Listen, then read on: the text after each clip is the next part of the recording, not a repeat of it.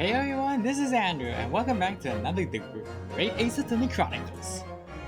Today we're starting on Case 5. The Adventure of the Unspeakable Story. Alright, I was actually supposed to play yesterday, but I have some little setback on it, so without further ado, let's start the new case of the series. The Adventure of the Unspeakable Story, which is supposed to be the final case, and after this case, maybe next week or the week after, I'll be starting a new chapter of the Great Ace Attorney Resolve 2. Anyways, without further ado, let's start the show. Oh no, not start the show. Let's resume the case. Alright, let's see what's next. The agenda? Episode 5, The Hound of the Basket. What? The Adventure of the Unspeakable Story. It's coming! Sholmes's cry pierced through the thick wall of fog around us. Wisps of vapor flowed over the pistol as I cocked it, and I waited breathlessly in the stillness.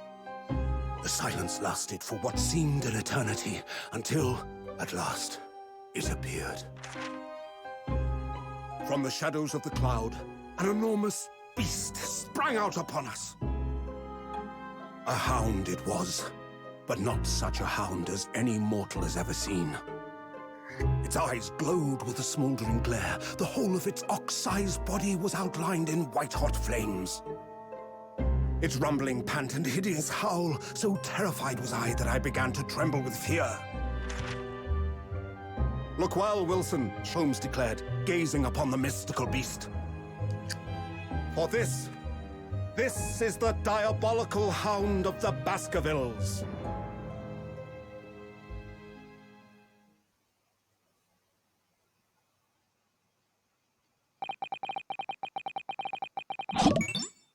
Our first 2 months in London passed by in a flash. Hey, welcome, Fragilist. You see? Welcome to the show. Okay. For a little fun fact about this shit of The Hound of the Baskerville, it was actually one of my first Sherlock Holmes stories that I read, and it was one of my favorites before I read the short stories. Can't say I would be lying if I said it is not one of my favorite, but I would say this is one of my favorite detective books that I read. But anyways, our first 2 months in London passed by in a flash. In that disconcerting courtroom experience we were first thrown into on the day we arrived in the country, and in Soseki San's terrible ordeal that had followed closely behind, we had emerged victorious. Yay! However, there then came an abrupt end to our opportunity to appear in court, which was hardly surprising, of course, since I was nothing more than an amateur and unknown student of law from a faraway land. So life in our little office was very quiet.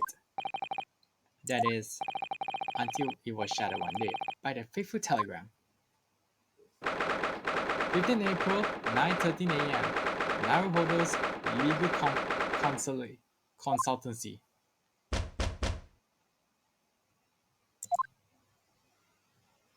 Yes!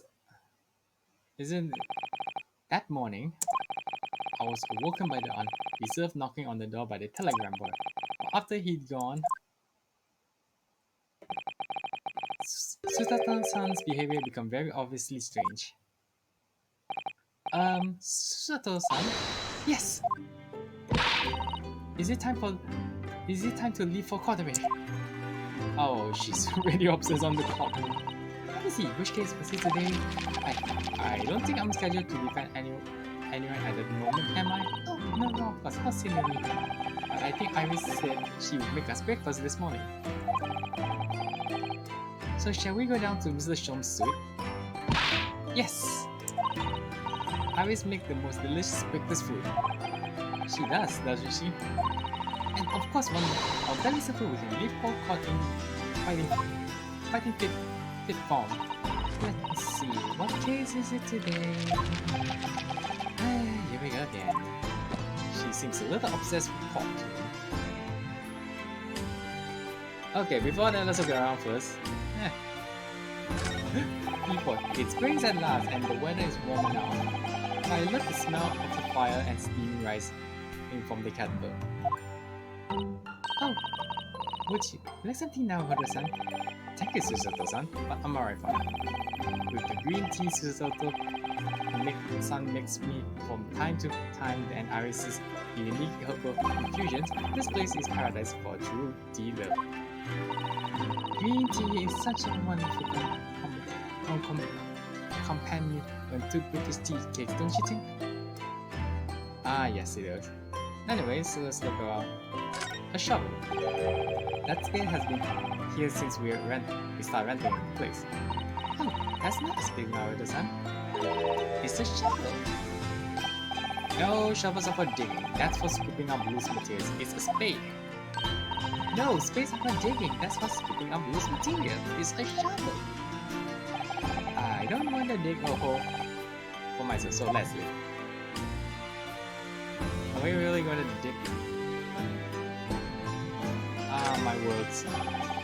We've been only here in London about 2 months, but my desk is starting to look a little messy already.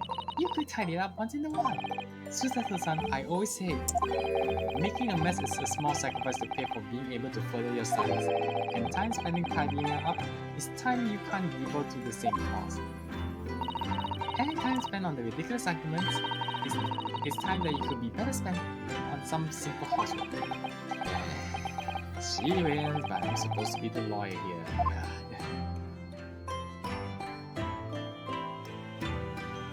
Oh right, there's one thing I'd like to know. Is there any time that the prosecutor has his or her own... Sorry. Is there a time that the prosecutor has his or her own assistant? I mean, I have not even seen once. So this is the piece that Susato-san brought before him today. Let's hope she hasn't noticed me sleeping. She ran into my car when she needs just a bit. Please drink the chai now, Hodo-san. You really don't have to force yourself to drink it. You know, I don't like to see you screw up your face. But you at least give me something like a different kind of tea. I mean, wasabi tea is not so... What do you say? I mean, nothing. No fish tank. We were rather lucky to find the whole aquarium left behind. The prawns we put up, they are doing rather well, and the animals too. It's a wonderful invention, isn't it? The sea behind glass inside your room. Another example of the great British greatness. Having to clean it out and change the water is so great. Yes. And this must be my study room. Ah, this must be the telegram. Let's see. Oh! No, you mustn't look at it. You're not an American citizen. I will. Damn it. I'm sorry, Hodo-san, but you can be very mischievous at times. Then put the telegram away if you don't want people to look at it. Hey, Susato, look over there. What? Let's see what's there. Dear Hodo-san, do not touch the... I told you not to read the thing. Please put it away before you see an incoming attack. By Susato. What? Ah! Apparently...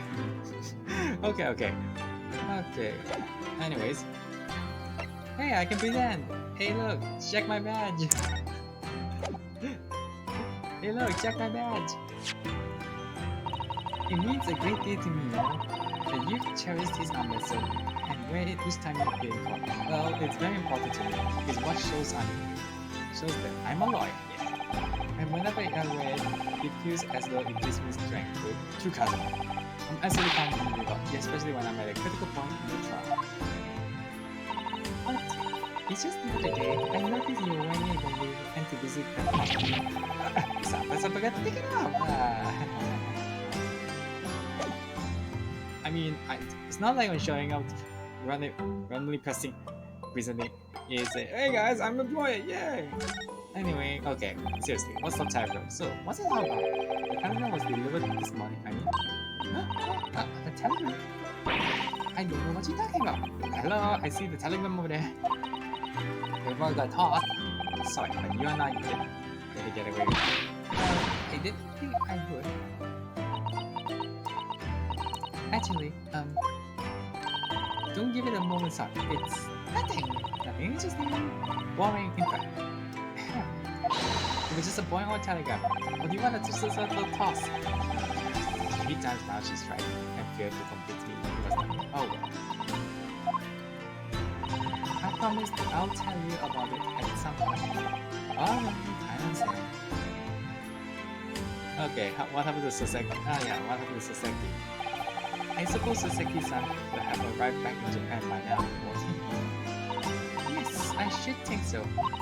He left immediately after that terrible ordeal. Which would mean he should have completed the voyage already. Oh, he's just a few days ago. A fortnight ago we had that very long telegram from him. Do you know, complaining of a secret? This secret sucks! But by at last it seemed voyage had been going well. Is something wrong now, Mother-san?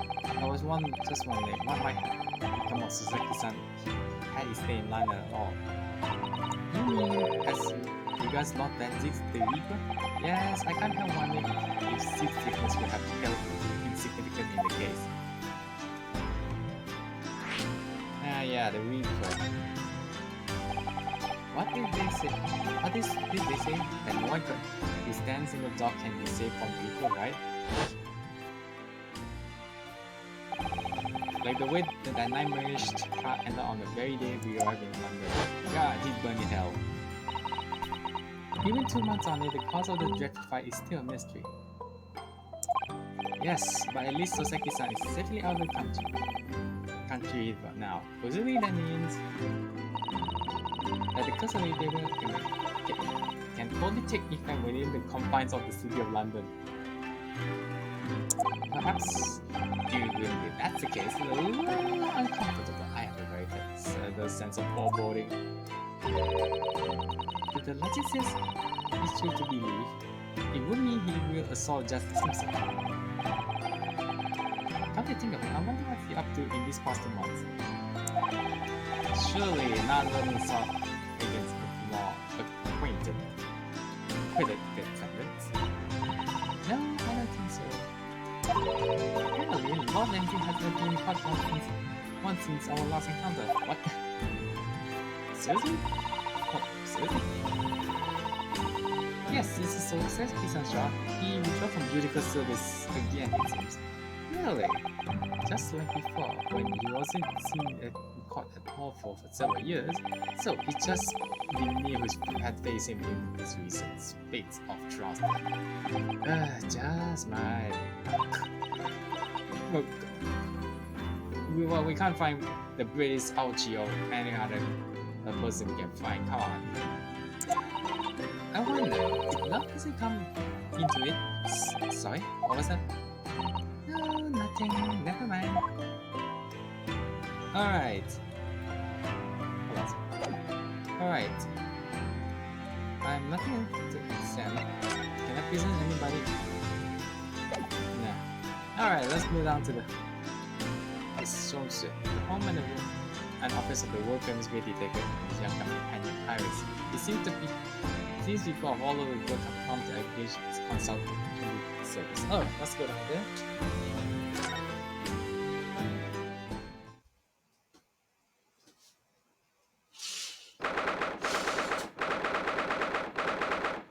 Alright. 15 April, Shomsu's suite. Well, nothing has changed here, Nancy. Morning, Runa. Morning, Susie. Oh, God! Good morning, Iris. Oh, my ears! Oh, my ears are bleeding. What the fuck is this? Holmes? Holmes? Are you playing the damn violin? Oh. Oh, God. I think if Simon Cowell were to be hearing it, he would already buzz you out. Oh, my ears. Iris? What is it, Rena? What the fuck is the terrible noise? It sounds like a cat being strangled. Ugh. More of a... No, it's more like this... More like someone strangled. Yes, you noticed it, didn't you? Seriously, it can be here right now. Oh, shit! Well, he's in the best form this morning, it seems. Oops. Oh, Sholmes, are you... Hello? What? Hello, Mr. Sholmes? Good morning.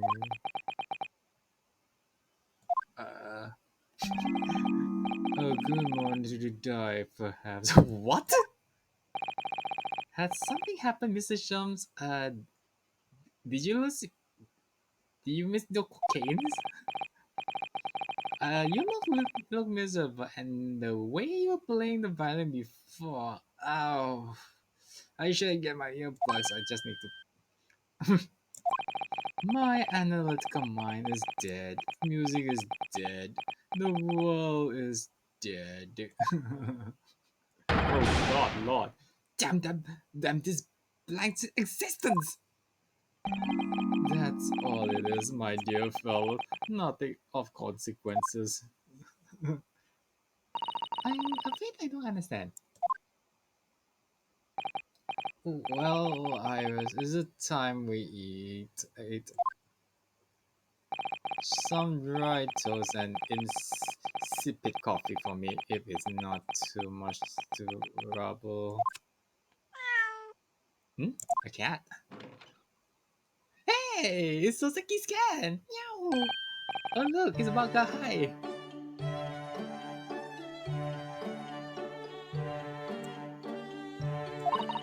Good morning, boy! Meow! Oh, it's a cute little kitty. There must be some sort of tiny dog for cat to use. But how did it get in there? Well then everyone, time for pictures! Oh, wonderful! Let me help you out, Iris. It would indeed be a fine day to die. I knew something looked different. Oh yeah, what's the big contraption that he has? Something's missing from Mr. Sholmes' desk. Holmes? You okay?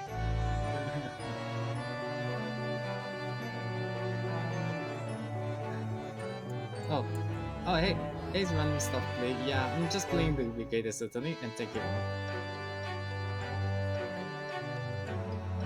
That's not okay.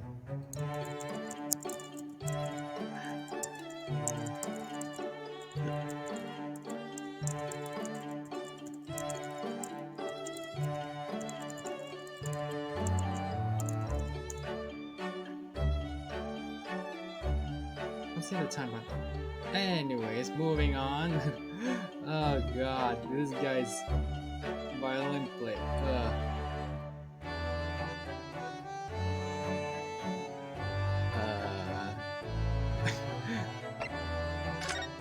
Let's see. Wanting to die. Hey Holmes, why do you want to die today? You seem to be very unhappy this morning, Mr. Sholmes. What happened? Did you lose your cocaine or something?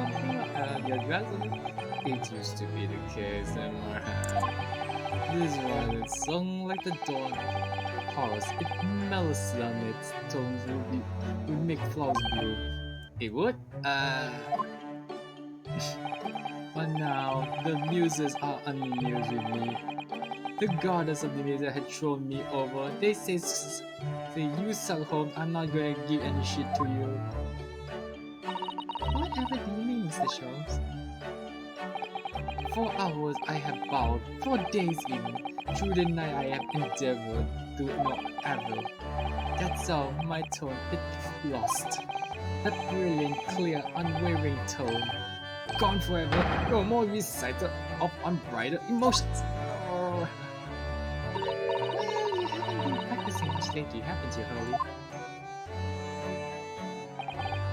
Don't worry. I'm sure he'll come back to you in time. Heed my word, Mr. Naruto. Regardless of the art are fickle. One day they bestow genius on a man, the next day are unmercifully withdraw it. Oh, dear. Why this has happened to me? if they take the turn I have for the violent for me, what is left for pity's sake? What is left? Solving cases. I think. Uh, creating something. I don't know. Deduction perhaps? Isn't that what you're known for?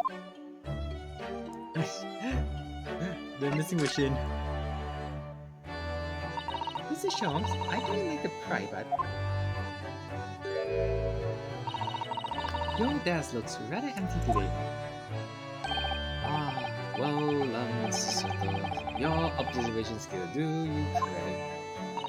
Oh, no, Mr. Sholmes, they pale into insignificant when compared to you. You struggle not to notice, wouldn't you? You mean Hurley's great analog scope? That's at Windibank's. Windibank. No.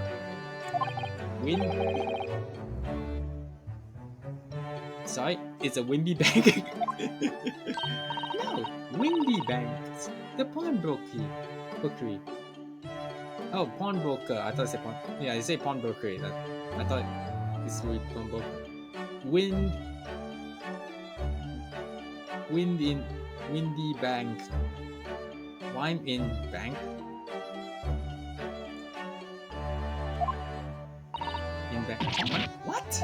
You pawn it? You mean you pawned that enormous machine of yours? It has some considerable value, you see. Quite understandably. But isn't it a very important machine for your work? I do wish you had consulted us if your situation had become so desperate. I should have gladly passed it what little income I had for you. Well, we'll be solving a lot of where to find the handbags or something. Or where to clean our snows for the day to, for daily necessities, even though we gain a little bit of money. Dear ma'am, things are far from this desperate. But the pawnbroker has your wonderful machine. How can it be anything but desperate? Making use of a pawnbrokery is quite ordinary here in London, I assure you. Is it? It doesn't sound ordinary at all. It would seem that neither of you fully understand how pawnbrokery works. Oh, what's to understand exactly? I mean, you just ask for money and then you pay them back, but blah blah blah, right?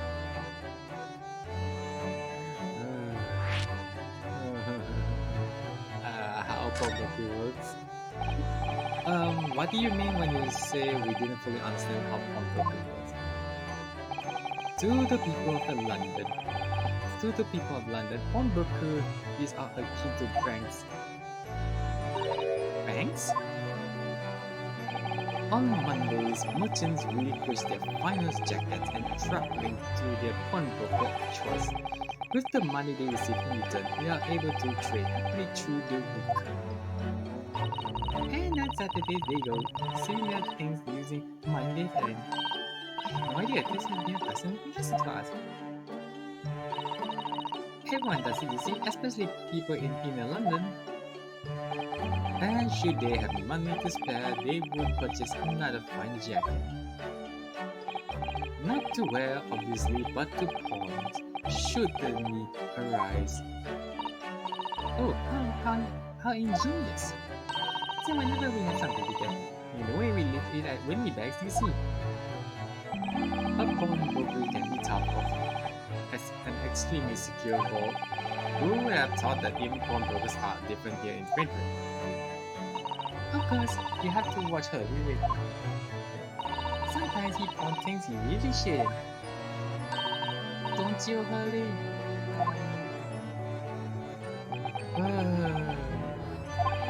What does it matter? The world is dead to me now. I mean, you I need you to try to pawn my typewriter. Whatever. My violin's at stake. I don't think even presenting to him will work, so let's look around. Hey Iris. Let's see. Wow, there's a lot of stuff. Come to think of it, I haven't seen Iris doing much writing recently. Oops, sorry. But there's paper already set up in the typewriter look, as if she's about to start. That reminds me, when I mentioned that Iris was the process of writing a full-fledged novel, Mr. Natsume was most impressed. Ah yes, Mr. Natsume. That's all we were doing. What, I'll be back in Japan? He said, through typing clenching teeth and teeth. Yeah, I think he should stop trying to be up all night, drink too much coffee. It's bad for him. That's a charming little slow question and full of charming little bottles too, but the contents of them are not quite so charming, it seems. Science is food. The future, Mrs. Naruto, you can't deny it. I'm saving my money so I can buy some chemistry apparatus as well. Law, chemistry, takedown trolls, ouch. What diverse skills you boast, Mrs. Susato. It's useful, yeah. I'm not sure my trolling skills are worth of inclusive in that list. Well, it lands you in jail for throwing people like that. Anyways, Iris's beautiful tea set is there on the table as usual. A cup of one of her special herbal plants always help me to relax when I'm feeling the stirring. The English pastime of tea has many similarities with our own tea similar itself, don't you think? It's the idea of hospitality behind it, that's the essential tea. Oh yeah, where's the cat button? I see Iris. I don't see the cat around here. Hey Iris, do you know where's the cat? Oh, there we go. Waga hi. Mr. Natsume's cat seems to have settled in his new home then. Oh yes, and I'm becoming very attached to little Waggy. It would appear his previous owner is completely forgotten to him. Cats are unfeline creatures. They are mewing. They mews as empty as the hearts of the mews.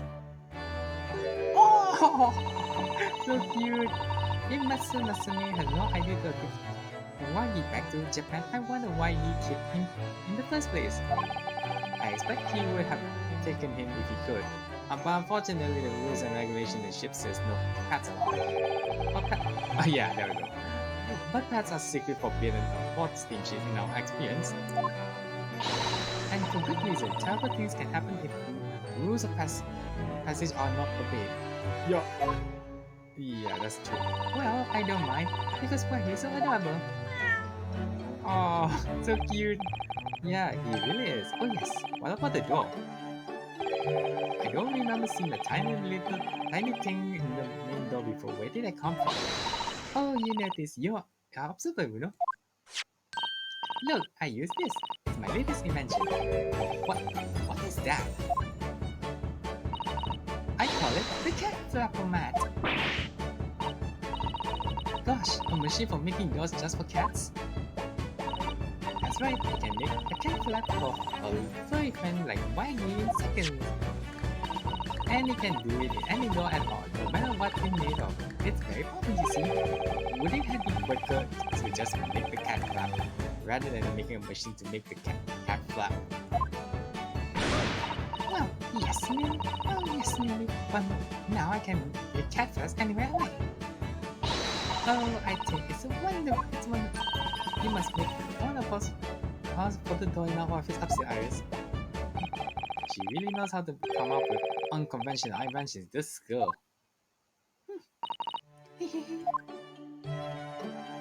Okay. What? Oh, what was that? Okay, hi.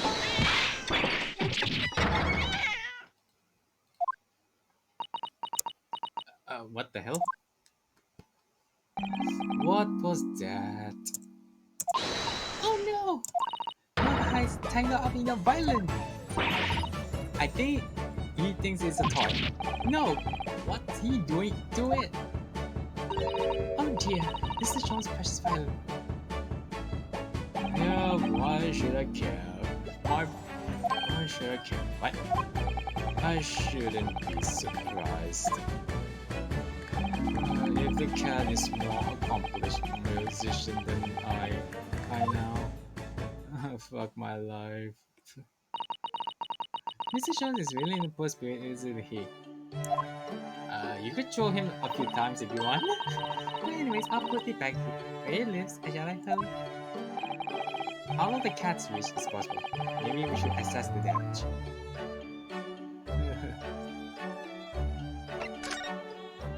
Oh, sorry. Let's go back out now.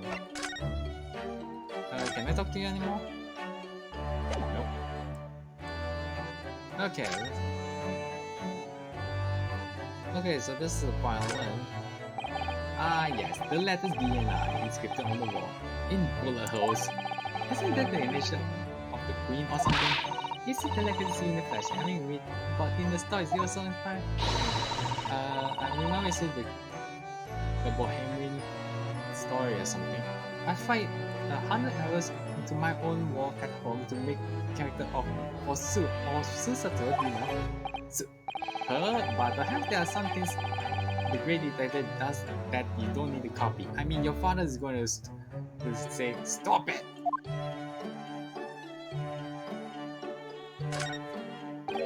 Look at Mr. Jones' desk, it's completely clear. Isn't that enormous machine usually on it? We can never hope to understand what goes on in the great detective's mind, Mr. Napoli. Why, next time we invite him, we may find he's vacant the entire seat. That's impossible, actually? I don't want to know. Okay, let's... Yeah... Okay, let's check the violin. So this violin is the violin.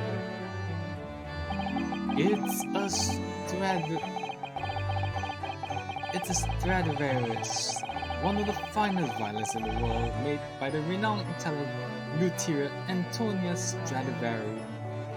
But I don't care. I see. It doesn't really look like anything special to me. I happened upon it covered in dust, languishing in a pawn shop up down the nondescript back alley. The broker has no idea of its value, so I was able to purchase it for merely 55 shillings. How honorable of you! And until today, it's been my favorite companion in every great Paganini-inspired performance I have made. I ask you, is there a reason to live in a world devoid of music to tolerate this splendid existence? No! There is not!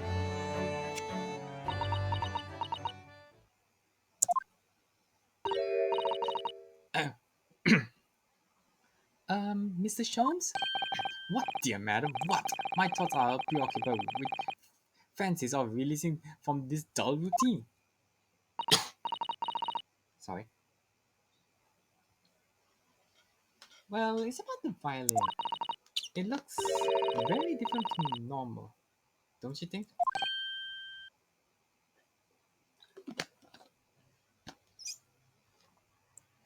Hmm? What do you mean, Mr. Circle? Oh, Susie's right. Yes, the tone of the word is completely different. And that's not all. I'm sure there was no cracks here before. Wait, it's not even the right size, is it?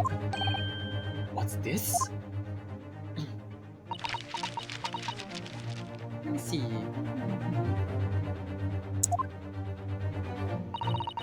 I'm terribly sorry to have to tell you this, Mr. Jones, but that instrument isn't a violin at all. Then, what? I believe it's an entirely different instrument called a viola. What? You've out my leg! Ow. Do you really need to do that? You're right. You are quite right. This isn't my favorite Stradivarius. So what great is this piece of shit thing in Flotsam? Not your favorite performing partner then. Ah, I see what must have happened. You do, Iris? This is just a simple mix-up. It sounds like Iris might be able to tell us exactly what happened if we ask her. Okay, back to her again. Mix-up. What do you mean by mix-up, Iris? Well, you see, this violin side, this viola, I mean, was it Windibank's until last week? Ah, at the pawnbrokers? Not Mr. Shaw's view, will music problem? There is a proverb from the East with which you are no doubt familiar, my dear fellows. Always let a beloved child travel. Yes, indeed. So you send your beloved violin to a pawnbrokers in the hope they will experience personal growth. Oh, what a wonderful idea! Last week, I pawned my great antelope skin in order to release my precious instrument. But you appear, Mr. Windibank, and Mr. Glynn furnished me with this toy fiddle instead. But my ears cannot be deceived by the hollow timbre of this piece of timber. Well, you almost tried to kill yourself, or try to say, I'm gonna die because my muse left me, fuck my life and this and that, blah blah blah. Yeah. No, but your every sense was deceived by the fact that it's just cats games. Psst, a fine state of value that is. And now, why I always say Mr. Nagudo, never trust a pawnbroker. They will try to fill you every time. Now comes the game. But earlier you told us you could think of a pawnbrokery as an extremely secure vault.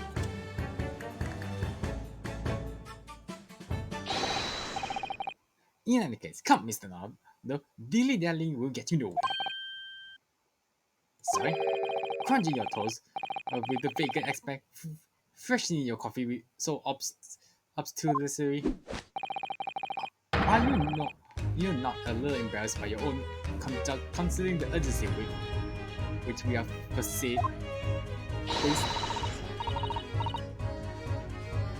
We must visit Mr. Windibank's brokery at once. That's right, isn't it, Mr. Sholmes? Precisely, Mr. Senator. Without a moment delay.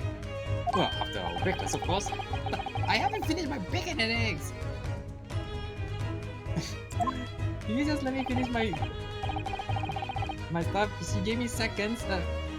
My dear fellow, surely you do not still intend to crunch your bacon with an increasingly bacon aspect to fresh your eggs even more obscurely. Alright, say no more, let's go then. Don't worry, I'll be happy to heat it up for you again later. But that will be already that will be like 12 o'clock and it will be lunchtime already, so, thank you, Iris. As it happened, I'm rather curious to see what this pawnbrokery looks like. Alright, I think we should just move. New location, Baker Street. Wait, do we have anything to talk? Nope, nothing.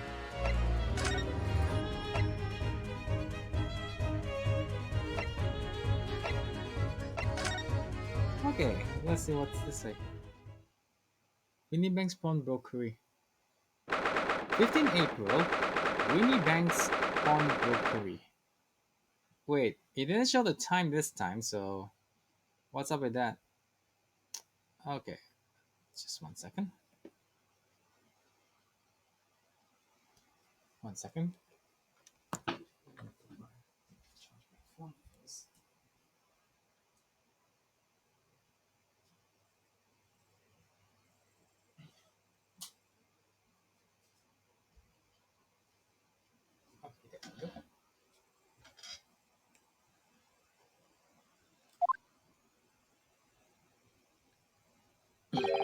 So this is a British pawnbrokery.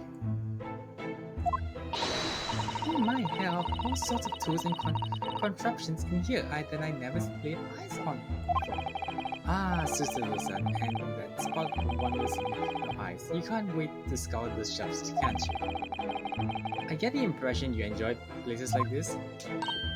Oh yes, I don't know why, but seeing a lot of things I don't understand is a real thrill for me. My dear friends, let us not forget why we are here. Oh, Mr. Naruhodo. Oh, Mr. Soap, I'm sorry. We are talking about a business, not pleasure.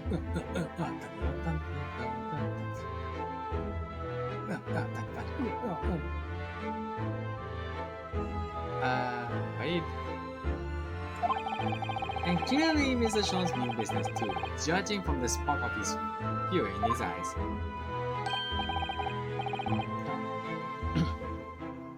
Oh, who did I get this guy's? Oh, Mr. Shum, sir, welcome back. Did you hear that praise welcome? Well, yes, we are potential customers after all.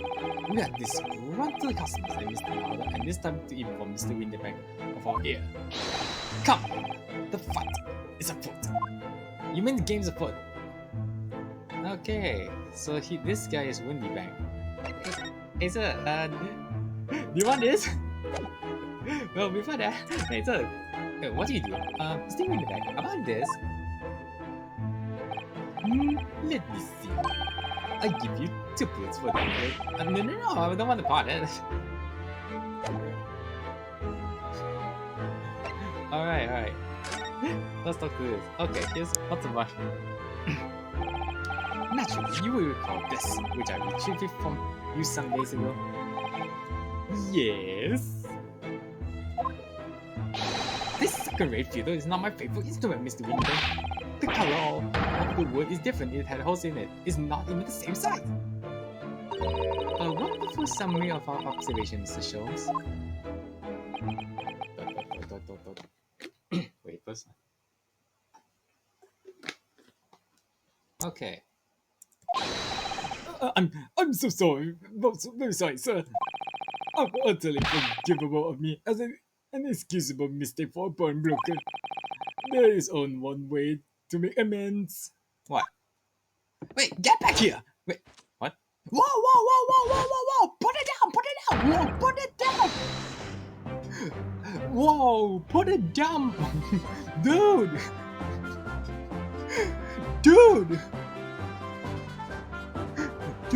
Put it down! You don't have to kill yourself for that. I shall have to take my own life. What the fuck? Is this why this game is not localized? About the very fact that the people have too many mature things?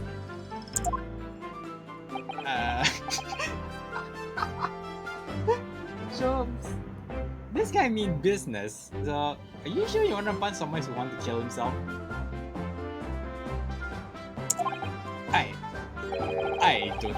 I don't think that would be necessary, do you? You don't need to kill yourself. Please put it down. Why everybody's trying to kill himself today? If I may just say one last thing before I pop up. Yes. Wait, what's his name again? What is he? Pop Windibank. Oh, pop in the bank. Proprietor. Yes, I'm trying to keep myself. Oh, good lord. Ah, yes. It was you, sir, Mr. Song, who took it upon himself to remove the item of the other day, I believe. Sorry? As I recall, I entered the storm to fetch your violin when I heard, "Aye, here it is." You did? And when I turned to control you had taken Viola and left, sir. However, there can be no doubt that the blame lies with me and my own door for allowing you to leave. So I shall not grumble all girls any longer. May this guilt die with me. Oh, come on, put it down! No, something like an ow! It falls in mine, ow! When you stop doing that, you might break the china, Wes. จะไม่ดีนะgood. Phew. It appears that the fight is over. What the fuck am I saying? No, seriously, what the fuck? What the fuck? Come on. I do humbly apologize, Mr. Windibank. Evidently, my questionable disposition precipitated this tragedy. Well, you wouldn't be Mr. Hellock Jones without that questionable disposition now, would you? Haha, I do believe you may be right, sir. Ha ha ha. Oh no, it's either laugh or cry, I suppose. I'll take it both. Dumbass. You are, it must be said, one of sorry. You are, it must be said, one of my more challenging customers. I need to remind you of the peculiar collection of items you brought to my door in the past. I mean, how the hell am I supposed to put that damn big machine in my storeroom? Come on. You just cover up my space. Oh, peculiar items? In the extreme, ma'am, for example, the unpublished manuscript on an impressive work, the novels of Hellock Shop or some such. Oh my, new full-fledged novel? Wait, you did politics? An unpublished? A story I have yet to read, you mean? Forgive me! Oh, come on, put it down! Wait, before you die, you must tell me more. No, don't encourage him to die! Don't encourage him!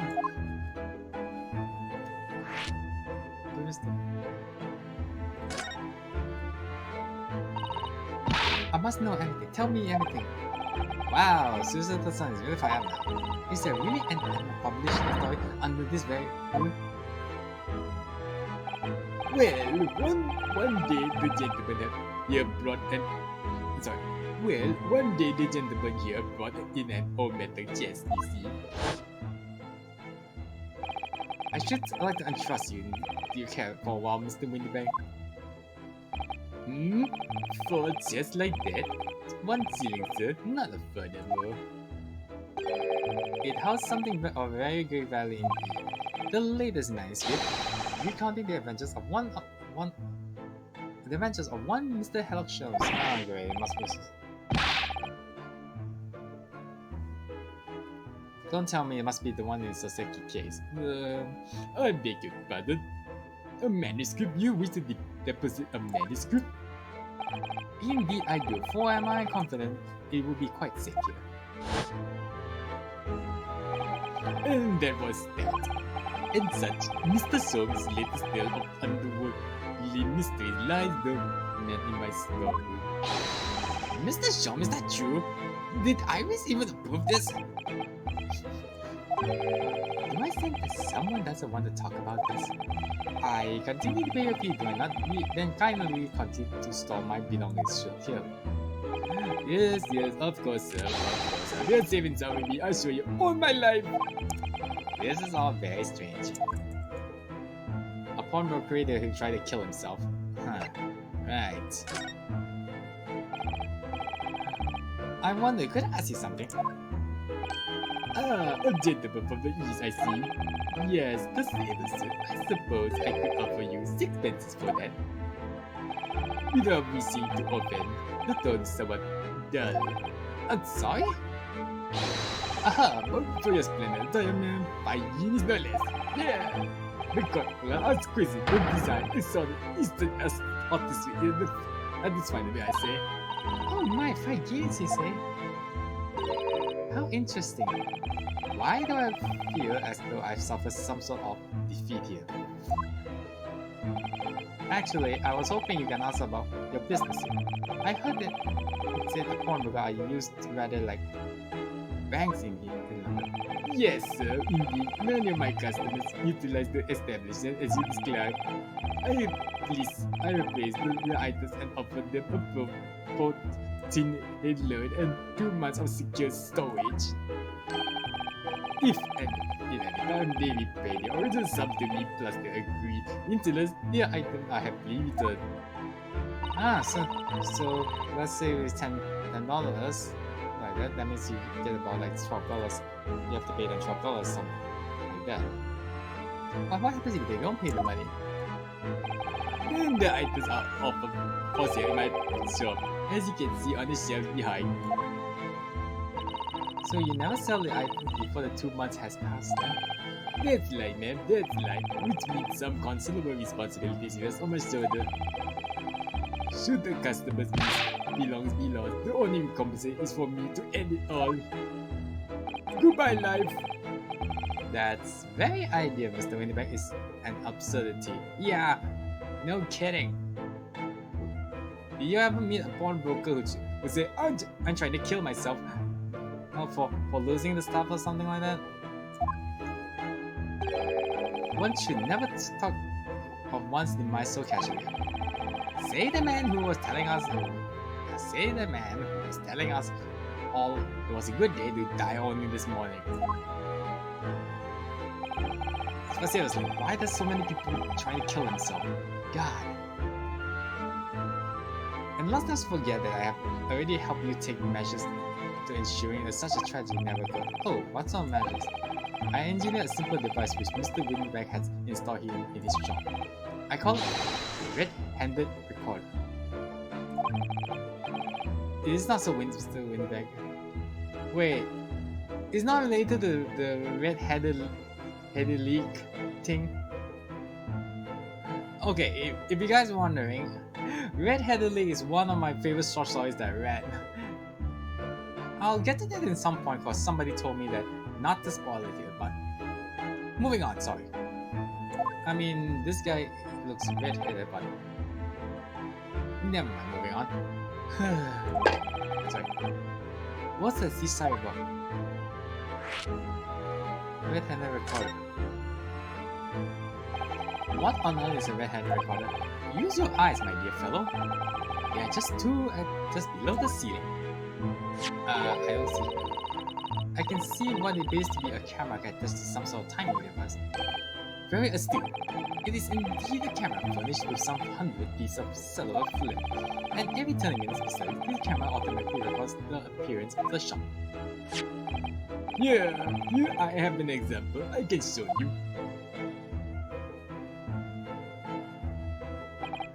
Ah yes, a print on the camera to set the record activity at the shop's counter. I developed a special type of film so sensitive it produces a crystal clear image even in darkness. Really? That's extraordinary. Yes, you can clearly see the counter at the door behind it looks. So you see, was someone to enter the premise with ill intent, his identity would be summarized exposed. But did you not say that the photographic prints were taken at 30 minutes interview? Indeed, as you say, my dear madam. Then what if the incident were to occur in between times? One could say that would be a clue to survey. I must confess, your device has been giving me some cause of distress of late. I beg your pardon, Mr. Windibank? Surely they are undertaking my distressful wish to is the word. Well, you brought the damn big machine. What's your point there? Is the cost of the film, sir? You most graciously placed not one but 2 cameras in my shop at all, which means I have to pay for 9 of 100 with user speed every single day. I'm afraid the cost of the film will break me before I'm very much older. So I suggest you have to find another way around. Oh. Nevertheless, a small price to pay is ensure the safety of my preferred pawnbroker. No, you're the one who installed it, you piece of shit. My dear fellow, we verge on an age where safety and security comes at a price. Yeah, the price to ruin my pawnbrokery, you idiot. Oh, heavens help us. This guy, I can't even argue, can I? Now then, Mr. Soames. Allow me to return your place's violin. Ah, the very thing. Thank you, Mr. Windibank. Perhaps this might mark the end of the peculiar items you tried to pop, because if anything would happen to one of them, this will be the only answer. Goodbye, life. I really think you should stop waving the gun around. Someone could get hurt. Fear not. Sorry? I've only learned a single bullet, so no one but myself could possibly be harmed. Have you ever heard of Russian roulette? That's not really what I meant. Good day to you then, Mr. Windibank. It's been a pleasure as always, Mr. Sholmes. Not. So, Mr. Naruto, now we can explore at last. Okay. I cannot talk to him anymore, so... Wow, there's a lot of stuff here. Okay, it's time to do some searching. Look at the enormous ledger of the counter there. Mr. Windibank is, if nothing else, very particular about recording the items he accepts. He had to be, otherwise he get himself in all sort of trouble. Which means we might explain the things that catches my eyes far more than the ledger. This revolver here. Do not entertain even a single thought of trifling an article here, my dear fellow. I assure you, Mr. Windibank would not hesitate to draw that weapon with the speed bellying his portly size. Oh, you don't mean he blow his brains out? Indeed, in recompense for his blunder. Oh my. But in any case, of course he will never do such thing. How could he even suggest it? Okay. There's a lot of blocks. Look at this. What could this lovely big shiny box be? That, my dear ma'am, is the music box. Surely it's just a young country. Oh my, yes. I've certainly never seen one of those large before. Shall we listen a while? Okay.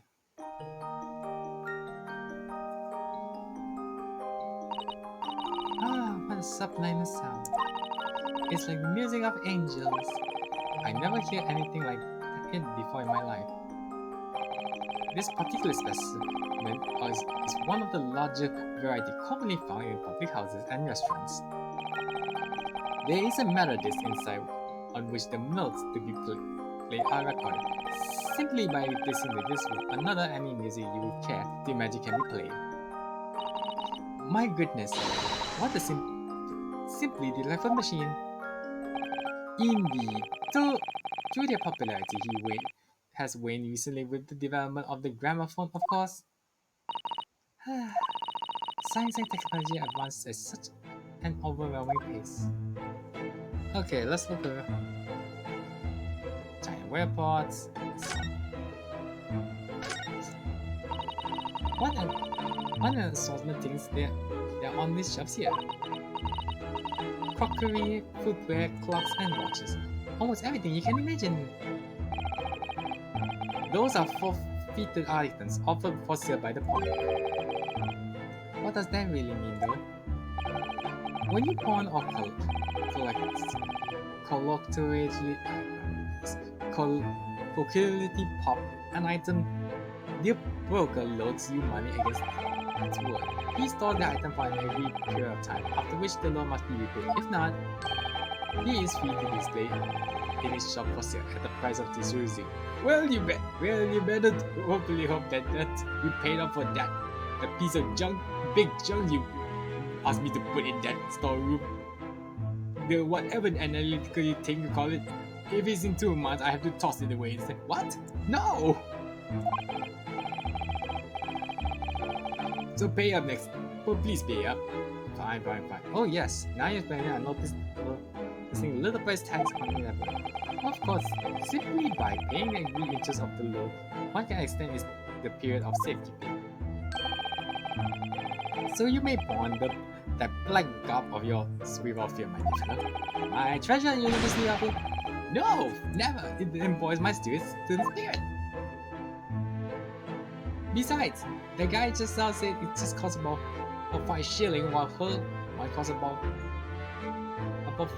more than that. God. Okay, what's this one? April 15. That's not a calendar you could easily miss, is it? 15 April, today's date.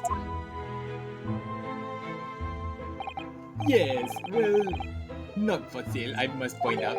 It is an Eastern style page a day calendar. Every night at midnight, I tell off the page to reveal the following day's date. The perfect calendar for tearaway fellows such as yourself, Mr. Windibank. And who was it who walked out of here with the wrong violin before, huh, genius? Well, when the agreed storage period has passed without repayment, articles are forbidden, you see. So I have to keep a close eye on the date. It's something of a pawnbroker obsessed, you might say. Oh yes, I can see you are very dedicated to your job. Okay, what's this one do? Now what do you suppose that enormous machine does? It seems to have two little windows through. Allow me to enlighten you, fellows. What you're looking for is a stereoscope. A stereoscope? Fascinating. It is aptly named, I'll show you. Look through the eyepiece and you see for yourself. Oh, I should be delighted to excuse me for my... Well, just have a look. Just before you do, there is something I should point out. My dear fellows, in order to see this image properly, stereoscopically as it were, you would need to be cross-eyed. However, if that be beyond you, it is of little consequence today. Alright then? Alright then, I'm going to try it.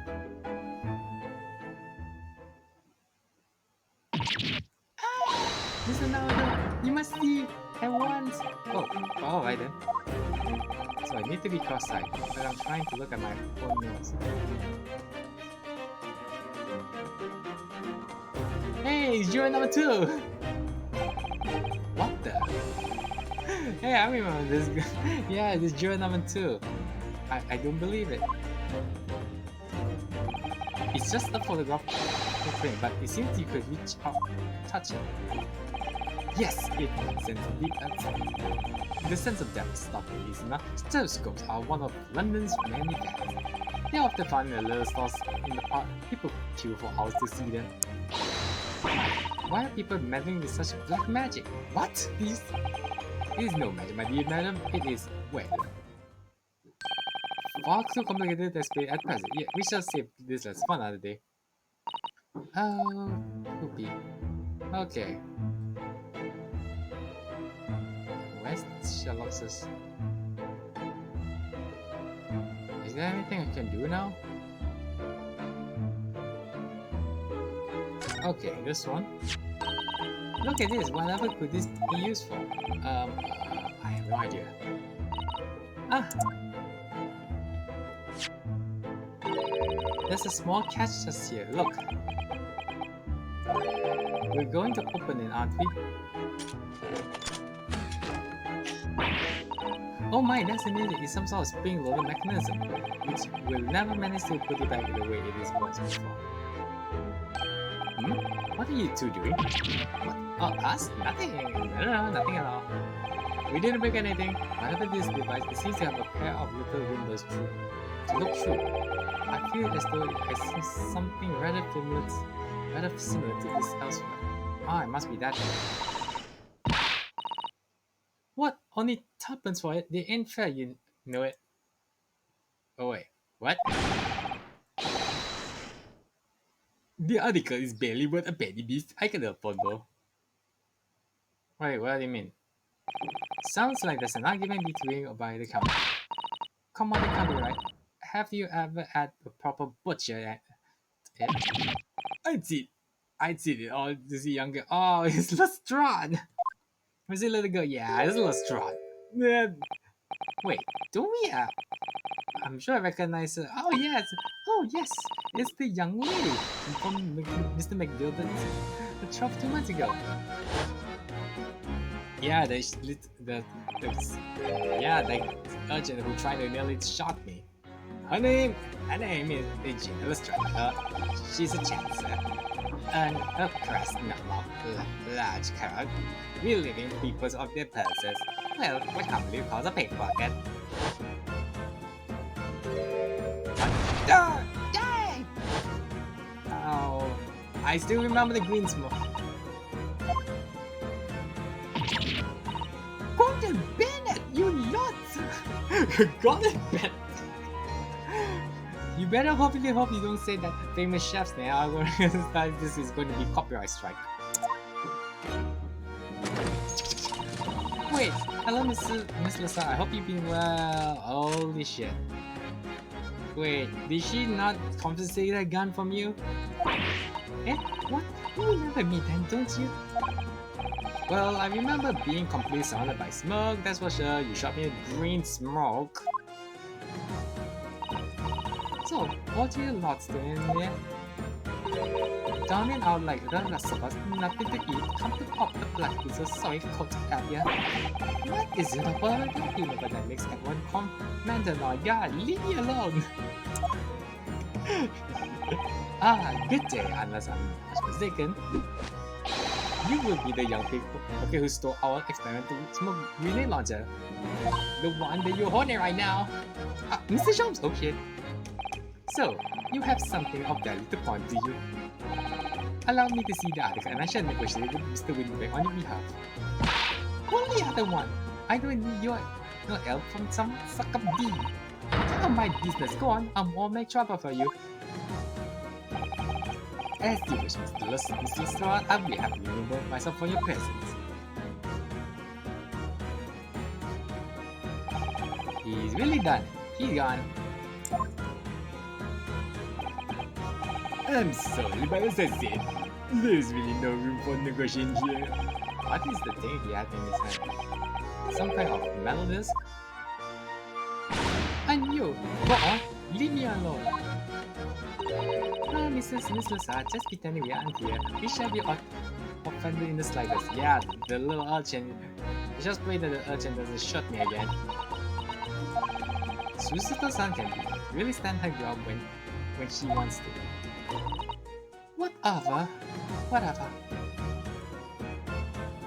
Hey, are you really going to present that badge all the time? Oh, just a one shot. Would you have a look at, that's strange. Where's my armband? What's the problem? Something wrong? Oops, suppose. You're looking for this? Yes, but how? And when? And how again? Telephone. We have a nice TV that's bordering on black magic. No, it's not. And it makes me want to go about to say about my armband. It seems a little dumb. So, what do you want to tell me about that?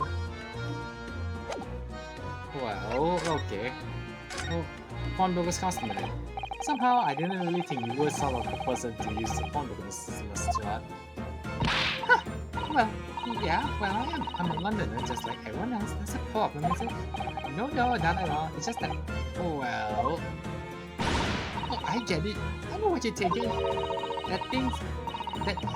That urchin and probably don't even belong there yet. They probably got into dive shit. Yeah, I can see written on your TV chase. Oh, I think someone along those lines. Actually, I'm gonna shut this shop, am I? You're not gonna die, Mr. Naruto? As long, I plead the fifth. Alrighty then, I'm going to come out and ask straight. Do you pawn things that you steal from other people? Well, I don't know how best to answer that really. Suppose sometimes. You're not going to deny everything, Mr. Lestrade. Well, not this time, alright? I swear. The thing belongs to me. But this that Mr. Windibank is holding, perhaps we should see what he has to say about this. Okay.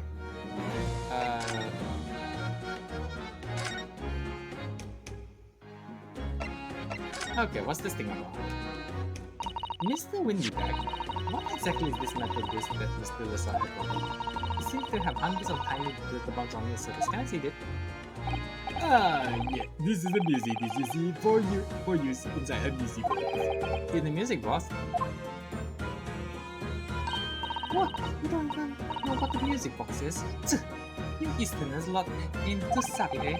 I know what a music box is, I just never seen one of these before. This small portion on the Methodist ankle the tune to be played by the music box. You simply insert the disc and set the machine going and beat the music plays. It's incredible. Tell us, what tune is on this disc? Well, I'm a player, I couldn't tell you that.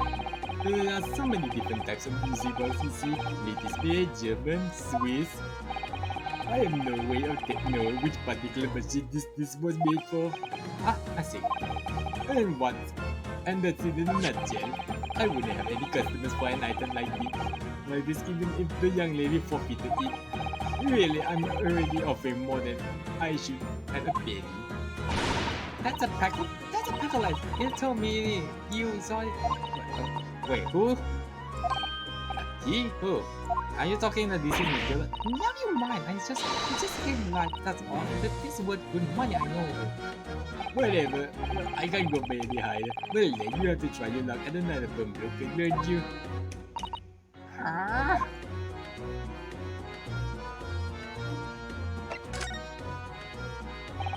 She's been in before, of course, this little Thunderman. I see. And lots of newbies articles all under with her every single time I might have. Even though she had, those items over there, some of it are actually stolen, but nobody even cares, so. Dubious? What do you say? See, I'm never an honest customer, me. So, is there something dubious about the disc she brought in today? Well, it's only very state people. Sorry, what do you mean? What she actually brought in was a storage ticket. Ah, a storage ticket. So, Miss Lestra had actually come to redeem an article from you today, is that right? Yeah, that's right. A girl like me has a lot of stuff. What needs storing? Alright, yes, that's definitely dubious. The article in question will have been forfeited at midnight tonight. But as she gave me the ticket point and paid both the loan and the interest, I was obliged to return the article to her. What was the article? Do tell Mr. Windibank. The little scam was wearing it, ma'am. Is the overcoat she redeemed? Oh. What? What's with that? It fits, don't it? I mean, mine's a pop class. So, what's this then? How does he come to all of this? Ah, but this is something else. A new article to body figure and I later applies. Do we get in the car right class or do shit, we don't have it? Never mind. I'm confused. I thought you said that Miss Lestrade brought in a storage ticket. It's really quite simple. Yes, the child brought me a storage ticket and the money owed on the SEC. For this heavy black coat, which you return to her care as I understood.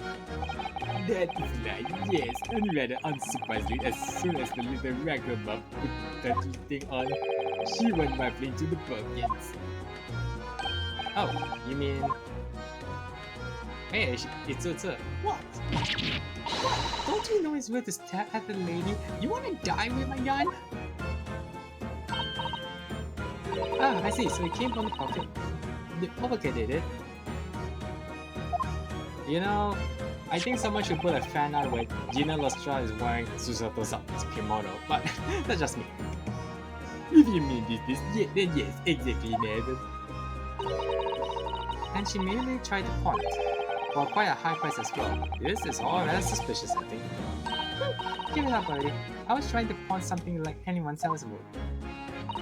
Mr. Slut, may I ask who disposed the overcoat here in the first place? Well, me? It doesn't really appear to be your size, but I think it does suit you. Shut up, me old man, it's me old man. Ain't it?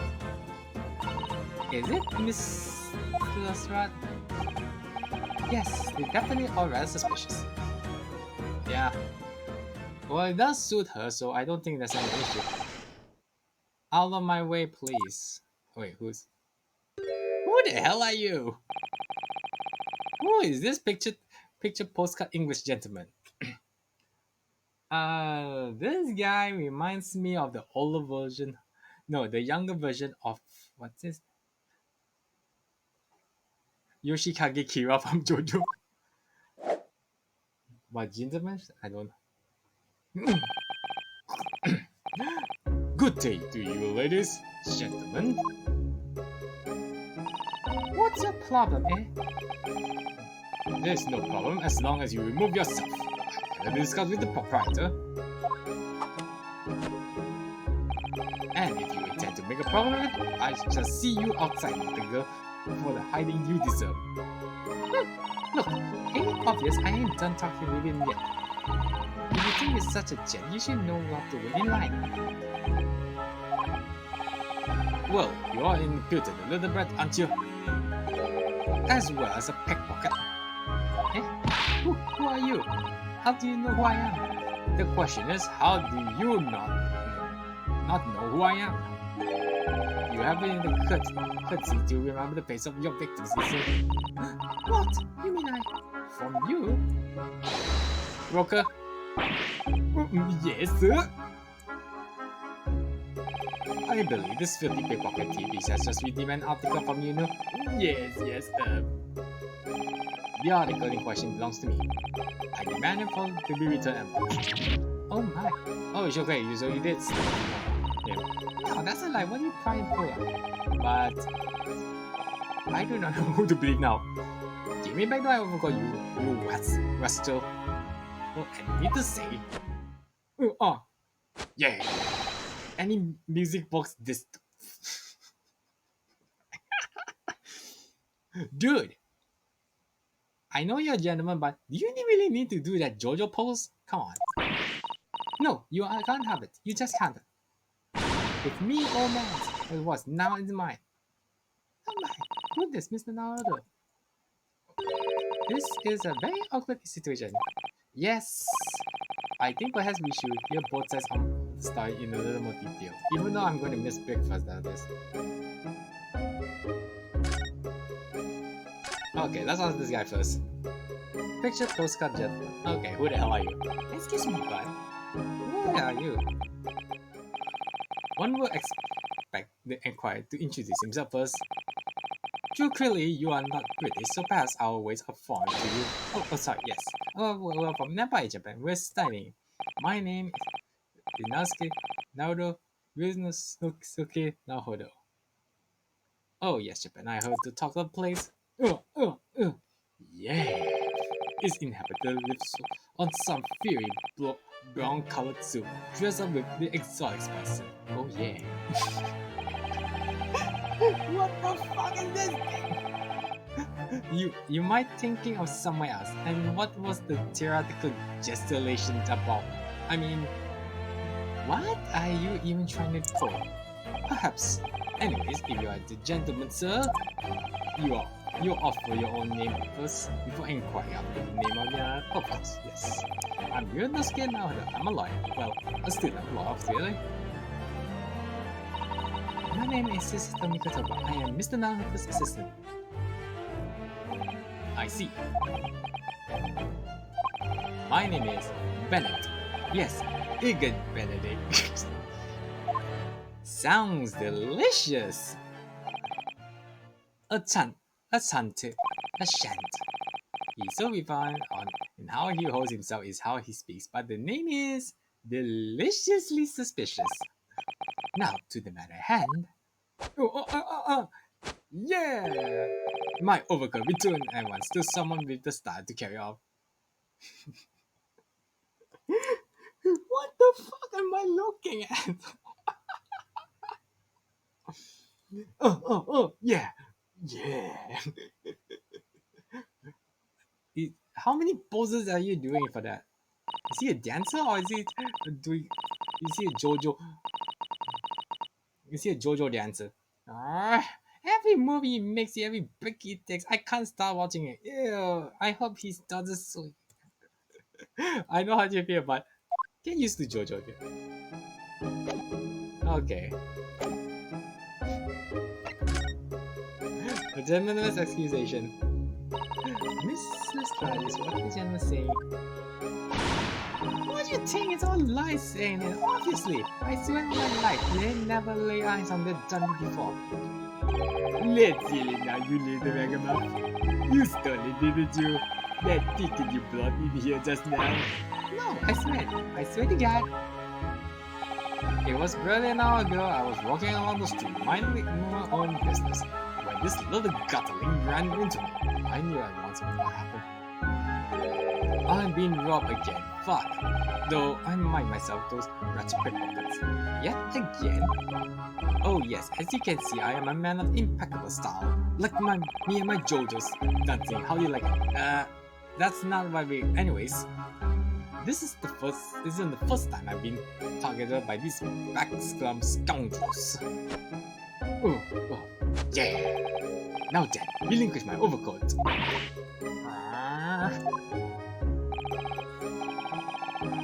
Come along now, Mr. Star. Give the good gentleman his coat back. If you're going to cut him, I shall have no choice but to call the police. Oh, hold on. Why does everyone think it's me? Just look at this Danny coat and you think I'm the dog you want. Him has this shady JoJo poses on a nonsense this car. I'm sorry, but no one's going to believe you. I mean... what about evidence? Yeah. Where's your evidence? I'm still something for you. Come on, let's see it. Come on. Oh, I have evidence that you what? Evidence. Evidence that the article Mr. Service actually belongs to the gentleman. Of course, we need only to consult Mr. Windibank's ledger to know the truth. We'll be able to look up the names of the person who disposed the article at the first place. Yes, brilliant! I'm very sorry, but I'm afraid that won't be possible. Oh? I never ask customers' name. That's a strict policy of mine. But why not? Well now, as you can imagine, some of my customers have circumstances to consider like the pickpocket of their life. Hey, come on, stop it! Ugly, many of them prefer to manage their autonomy. Yes, I see. But then, how do we know if the article belongs to the person asking to redeem it? Oh, it's quite simple. Good sir. Might I trouble you for the watchword associated with the article in question? Of course, it's... Yeah, Professor. Yes, well, that's right. Even though you don't need to do that exaggerating pose, but whatever. Then all the evidence we need. Wait, is this guy based... Don't tell me he's doing Professor Layton. Come on, go away. This gentleman's rightful owner of that article. Sorry. This gentleman is rightful owner of the article without doubt. A watchword? Interesting. Watchwords. So, about these watchwords, Mr. Windibank, as I just explained, I never ask customers' name when we dispose the pussy items with me. There are many reasons why certain customers would like to keep their activities secrets, like Sholmes who just came back here and doing his busybody stuff. What the fuck are you doing there? Ah, yes, I see something. Yes, it's elementary. That wasn't exactly a subtle glance at Mr. Sholmes now, was it? Yeah. Wait, detected, no toxin, none at all. Okay. Hold on. Oh, wait, let me drink water first. Okay.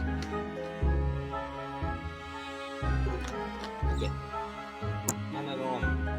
Yes, well, then tell me why did he have to pawn the damn big thing? I mean, even in 2 months, this thing is going to be covering up the whole damn space.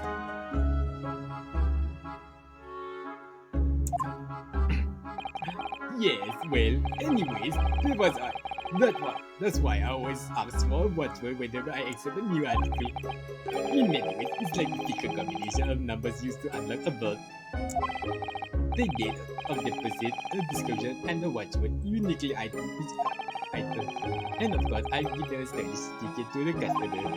When someone comes to redeem something, I ask for them the ticket and watchword. And if someone tells you the correct watchword, would you read an article? That's right, sir. Yes, just as soon as the requisite fee is paid. Even though somebody can learn it, but that's impossible. I have I've supplied you with the information you require already, but for the avoidance of doubt, the article in question is an overcoat.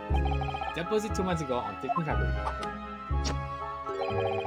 With the watchword of Professor. All publicly collect information, sir, except the dance that you don't need to be so exaggerated.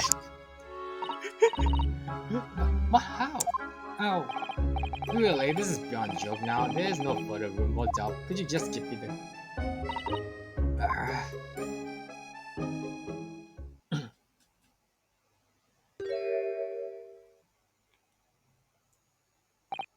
So, let me be the end of the matter. And thank you for your custom, Mr. Egg Benedict, sir. Oh, yeah. God, stop with the dance. Why does a lot of people try to do a lot of exaggerating dance? No, this guy does a lot of exaggerating dance, but seriously. With such resonant rate at the edges, I may even decide to come back. Oh, look at them. This is why I hate grown-ups. Just cause I'm a diver, everyone thinks that makes me a liar. Well, you should try to get another profession, okay? And to the contents of the code. Okay, if you please, Bobo. But of course, sir, here is the piece for you. Just this one? Pardon, sir? I was expecting another. That is, I deposit another disc. Oh, oh dear.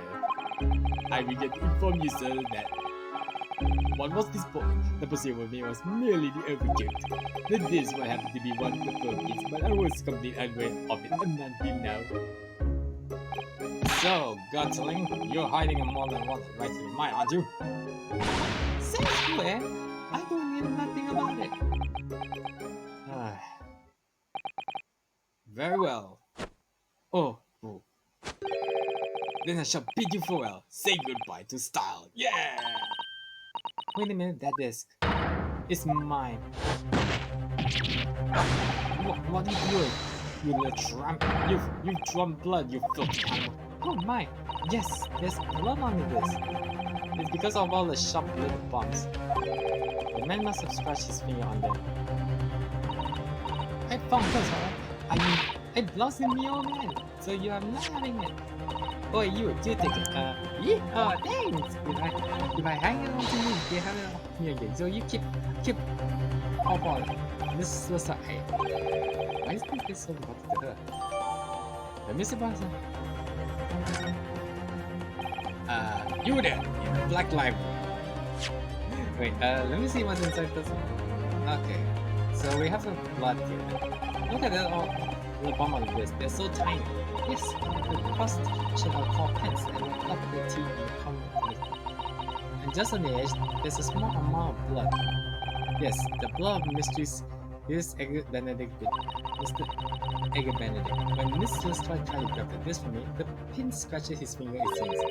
Like when you're grating in some daikon radish and accidentally catch your finger. Ouch! That's sticking my hurts and put me off eating radish. Well, let's see. Oh, hello there.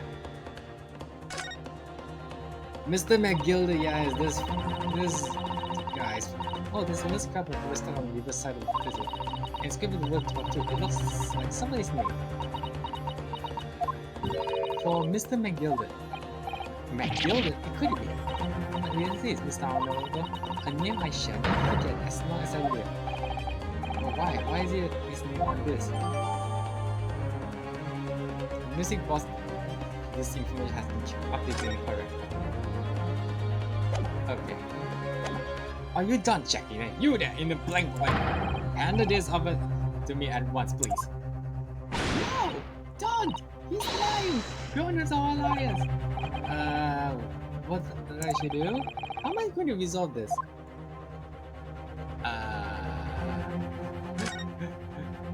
Windibank? Can you help me out in this? Mr. Windibank is clearly at loss here. We have to do something about this before he reaches for the river of his. Holmes, I need your help. Mr. Holmes, What are you examining with such keen interest there? We're in shit trouble here.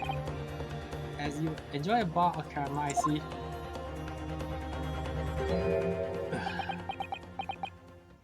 So, you found me at last, Anisaldo.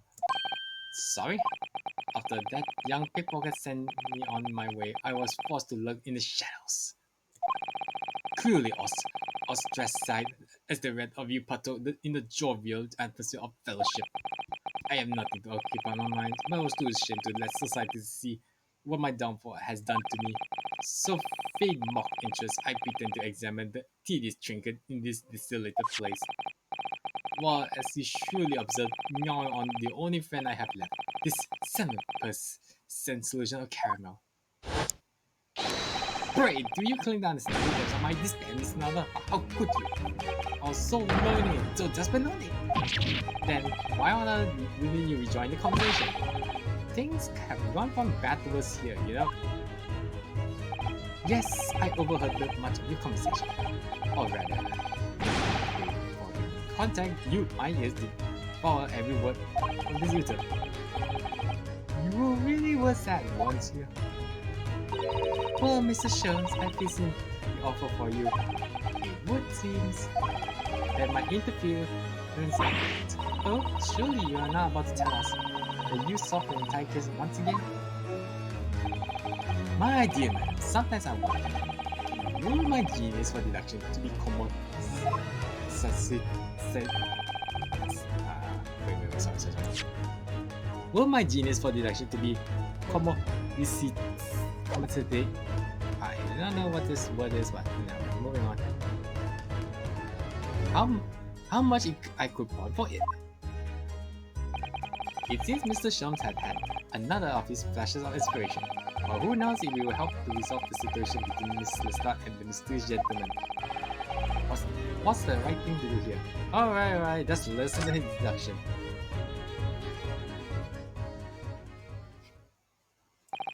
Well, Miss Lestat, it will appear you find yourself in something of a predicament. Where your blow blazer have you been, eh? No shit shall... Pardon? When the ladies in trouble, a true gent's supposed to be for help. Straight away out! Not an hour later. Well, you told me to send me... Wow. Hush. Oh, and who are you? Mr. Benedict, you have in my eyes a veritable encyclopedic array of curiosity about your person. Nevertheless, there are two immovable conclusions I can draw. I beg your pardon. The first is this. The true reason your visit of the pawnbroker today is something you have not yet revealed. And the second is this. A conceivable crime is a contemporary one you will orchestrate which intends to steal a vast sum of money. Well, Mr. Benedict, what say you to my deduction? How? You turned as white as a hard-boiled egg. It would seem that once again, Mr. Sholmes has made a flawed deduction. That's who did you are, sir. Ah, yes, as I hoped. That's precisely the thing, especially I was looking for. Alright, so that means we're gonna do another deduction dance again. So, shall we begin? The time has come for yet another Sherlock Holmes logic and reasoning spectacular. The great deduction, the game is afoot. Ah, here we go again. Mystery Man's aim. First of all, we must ask ourselves on what business you ventured to this pawnbroker today. You claim to have followed this pawnbroker here, having had the redemption ticket stolen from you on the streets. But that is most certainly a lie. The real truth is somewhat quite different. As revealed by that which you are holding in your hand. Yes, what brought you this shop in the first place? The star you couldn't fly. The piece of paper in your hand is a stamp on the advertisement for this very shop. Yet even the most unobserved would soon realize that the man of your acquaintance had no need for such support. Well, that's true, because he will annoy the customer by his dance poses. In other words, there are subplots of the motive for you. The cane which you unwittingly cursed to your person exhibits an incontrovertible contradiction. But right, I'm thinking for years. The contradiction of which I speak is, of course, the missing parallel. The end of any walking the end of any sorry, what?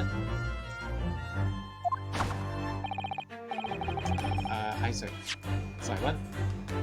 The end of any walking cane would be terminated with a metal ferrule to protect the wooden tip, and yet the detailed analysis shows that the wooden tip of this stick is to be ugly bad.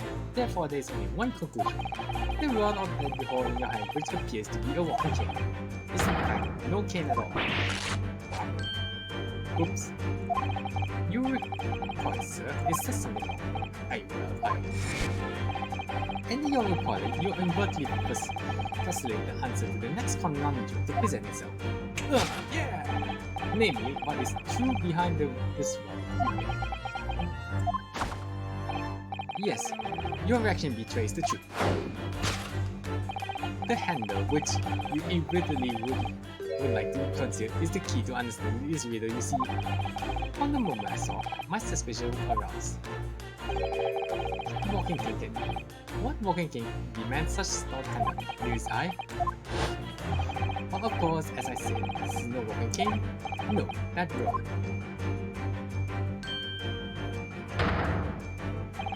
It's the broken handle of the shovel. What? Are you insane? And now, having determined this undeniable truth, the conclusion is clear. Your true motive is coming here. Was to take an appointment with this item in order to excavate the ground beneath the premise.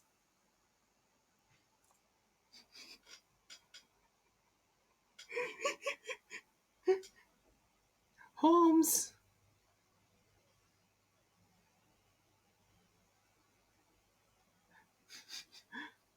Are you...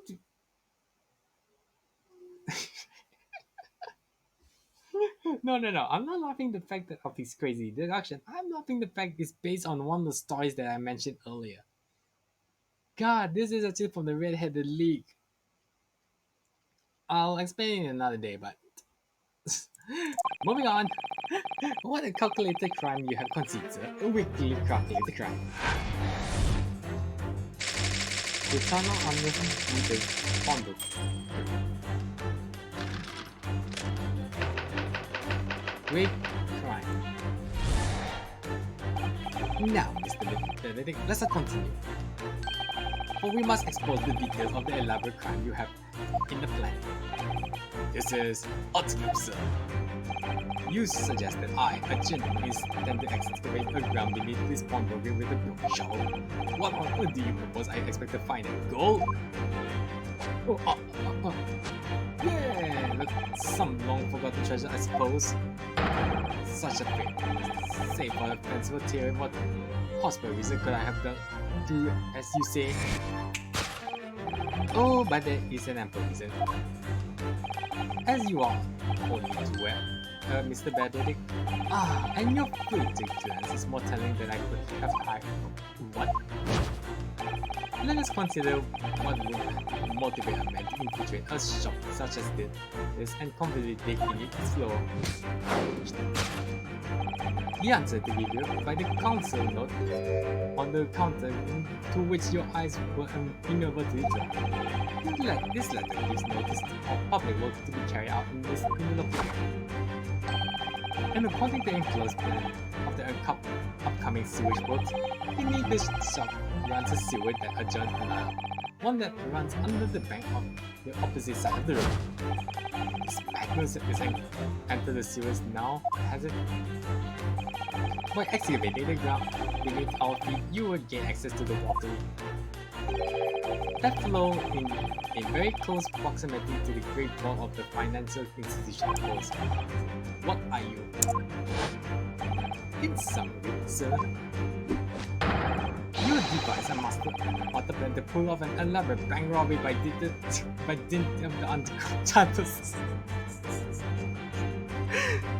Okay, okay, I'm going to say it out this day.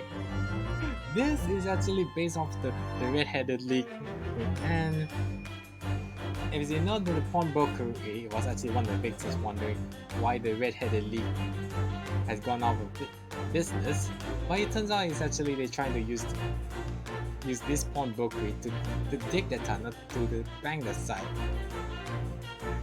which was a devious plan. Unfortunately, they get themselves captured. That's why when Shom say about this, it's like,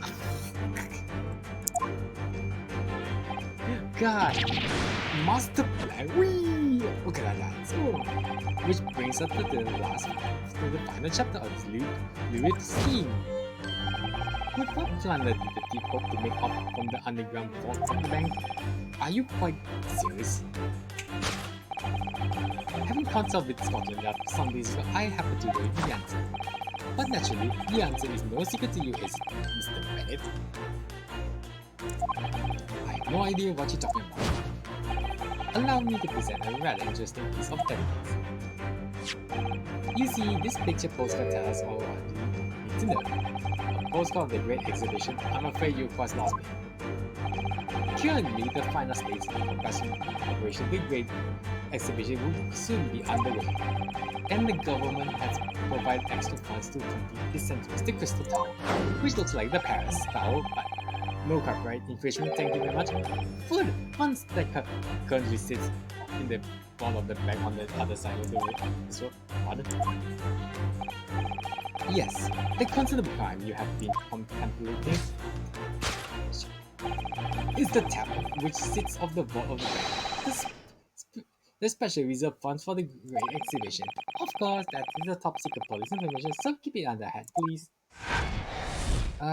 If the red-headed loser is going to come in, I'm really going to laugh my ass silly because this guy is going to use the red-headed league story for Harris's books. That thus concludes Sherlock Holmes' great detection of this pawnbrokery spot.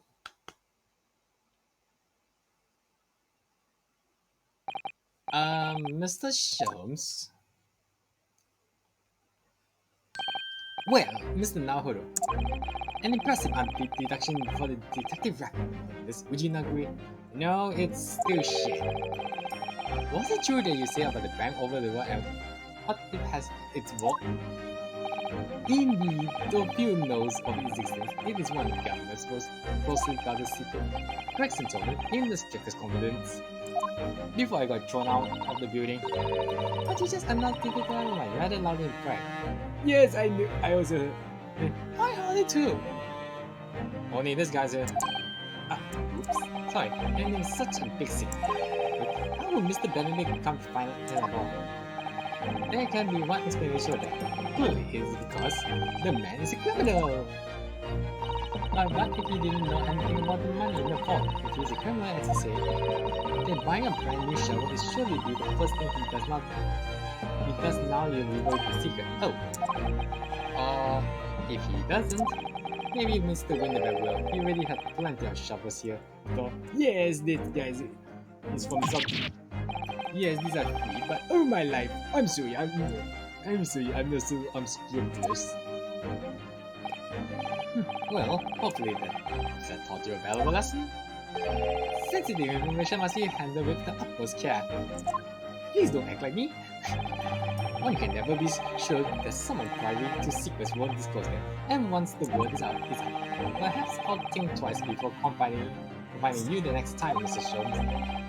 An excellent idea. Right. Well now, Mr. Nago, you know what to do, I'm sure. Yes, let's listen to the great deduction again and see if we can match it into the same. Okay, let's see. Okay, so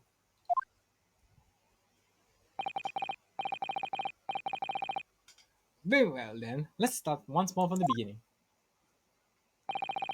Of Sherlock Holmes' magnificent logic and reasoning spectacular.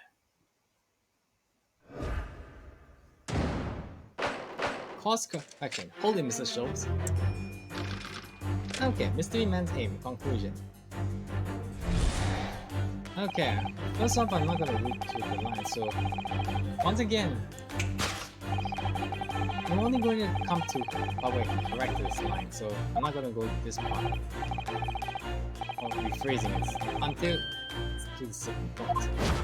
Okay, we're by the...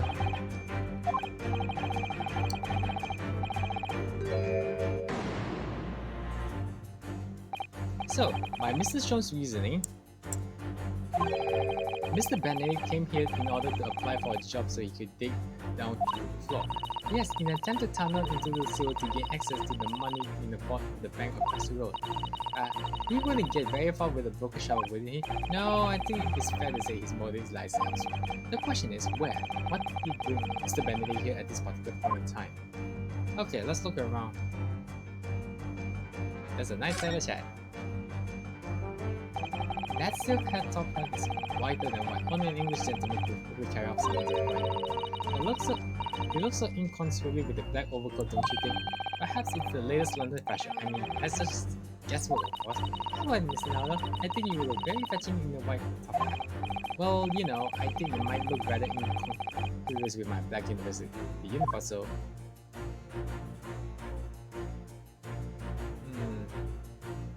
What's this? Hello. Scribble writing. Oh, look at all the scribble notes on the back of the flag here. I don't believe it. What is it? Listen to what it says. Name, Gina Lestrade. Height, 5'2". Green cap, scruffy waistcoat, grubby white shirt, blue sketch rag. It's a detailed description of Miss Lestrade. Goodness! There's even a sketch of her hat and all. Although if he shows sharply to her, she'd fire that smoke grenade launcher at his face for sure. And look, the details of this shop have been written down here too. Windibank Pawnbrokey, Baker Street, redemption deadline 15 April, which is today's date. Why would Mr. Benedict have all the information scrawled on the back of that piece of paper? Take that! Okay. Yeah. Yes. What brought you into this shop in the first place is the info about Mrs. Lestrade. Quite so, my dear fellow. It would appear that the writing and sketch of the reverse of the flyer pertain to the pickpocket Miss Lestrade and to Mr. Windibank's pawnbroker here. You originated to us that you had merely given chase after Mrs. Lestrade stole the redemption ticket from you. But that, sir, is a teeny real lie. Solicitor goes light and onto him. It is the information on the back of the flyer that leads you here today, by which I mean here to Windibank's Pawnbrokey at today, the redemption deadline of that overcoat. So, you waited outside for the younger matching in the description you have written down to arrive. And you have gone some thanks to hide the reason for your pursuit of Mr. Lestrade. In other words, there's some ultimate motive for your actions. Okay, just here. Yeah, I say AG. His name is... If his new name is Egg Benedict, he will be EB, not AG. What's a ferrule? It's a metal cap commonly found at the end of the cane, Mr. Nowler. Ah, the bit that makes a nice clanking sound on the paper. Yes, exactly, and Mr. Jones is right. It appears to be missing on this cane, but it doesn't actually look broken, does it? No, it doesn't, though the gentleman simply did report when Mr. Jones identified the cane as suspicious. In other words, there's some secret about the cane that Mr. Benedict would rather we don't know. Yeah. It's his initials. Take that! Yeah. Solicitor, go ahead. Okay, click. I do not know if it's Iris or Susato doing it, but I'm 100% sure it was Susato who's doing the spotlight, and she's really enjoying this. Anyways, the contradiction of which I speak, of course, is the initiality. A most astute observation, which you say, Mr. Benedict. We are led to believe, sir, that your initials are EB. Yet, in the most possessive manner, you have in your grasp a cane bearing the initial AG. An incontrovertible contradiction indeed, would you not agree? No, you're wrong. This cane isn't. You said before that you had your cane. Wait, what? Wait.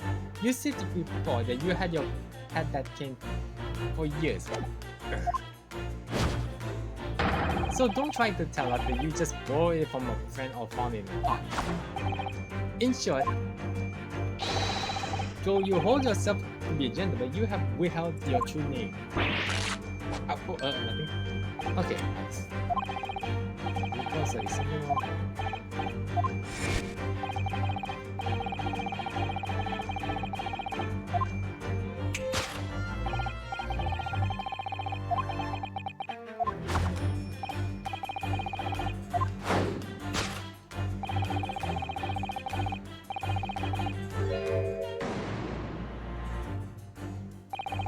Let's consider the backbone of what happened here. Miss Lestrade redeemed that fine-looking overcoat. And now a mysterious man appears introducing himself with a fake name and claiming that the overcoat belongs to him. But we know that he actually identified Miss Lestrade from a written description, which suggests that everything else he told us is untrue. So what we need to do here is somehow to prove that the overcoat cannot possibly belong to him. Okay. I think I heard a crack sound. Ah, there you go. Take that! The split scene. Ah, there you go. The split screen, which you evidently would like to conceal, is the key to understanding this reader, you see? Yes, because the overcoat is rather obviously a poor fit. Having forced it over your broad shoulders, the seams is already breaking apart. My suspicions were aroused from the outset. When you so boldly lie about your name and so boldly wailing this pickpocket, this catalogue of untruths have all been for very specific reason. To steal the article that the younger redeemed from Mr. Windibank. Ah, wee! But what really irks me is this. The considerable crime I initially imagined that had been considerably curtailed.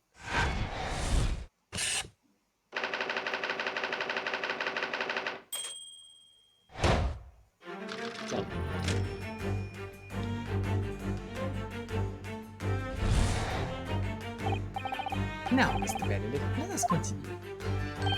For we must expose the detail of this elaborate crime you have in the plan. This is utterly absurd. You suggest that I, a gentleman, designed a ways to place some tawdry article of porridge. Have you forgotten I redeemed the article in the proper manner using the watchword? Yeah, look at here. Had I not been the one to dispose it in the first place, how could I possibly have known this relevant detail? Missy pass. Oh, but the watchword can be discovered, as you are only too aware of Mr. Benedict. And your perseverance is more telling I could have hoped. Yes. What? I didn't see anything. There's a casino house.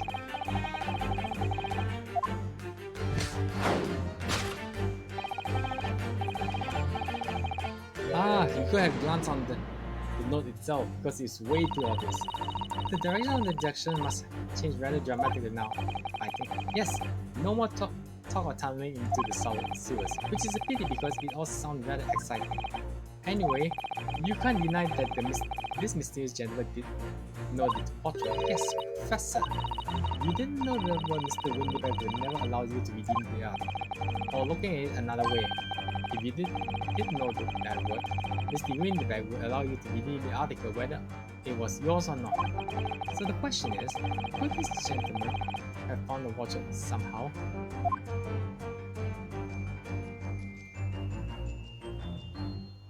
You gotta know. I said, what's this notebook?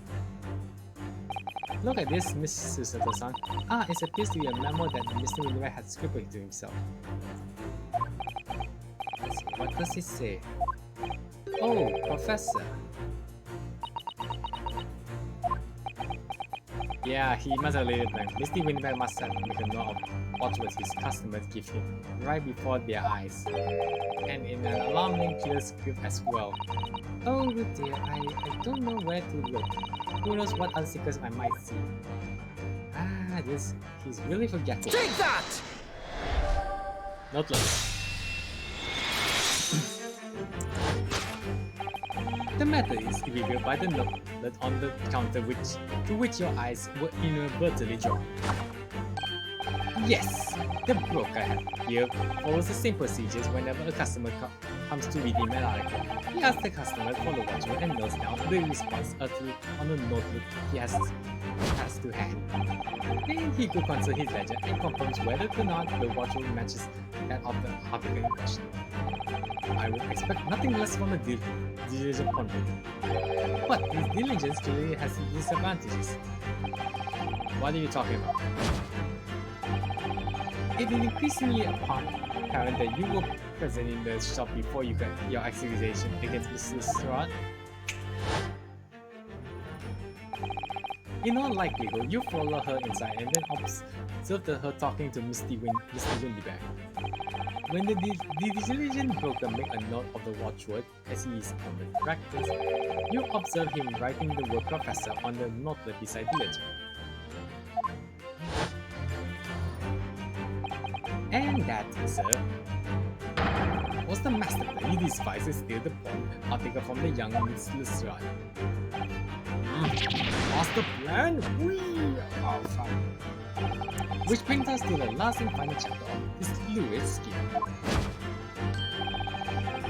Why would you go such length to redeem that particular article from this pawn? Are you serious? Yeah, just go ahead. One ill-fitting quote hardly seemed to justify the effort, much less was what his music was this. But naturally, you have a very good reason to make them yours, didn't you, Mr. Player? I have no idea what you're talking about.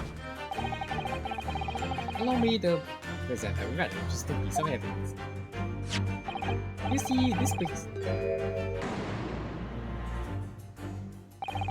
The article we're talking about are the overcoat and the music box that was in one of the pockets, which according to Mr. Windibank isn't even worth a penny, and yet this man went to such length to steal them. Why? I wonder if perhaps we already have the evidence we need to explain it, Miss Nanda. Could we? Really? I better have a thorough look through at all the evidence we collect so far. Yeah, we did check. Take that!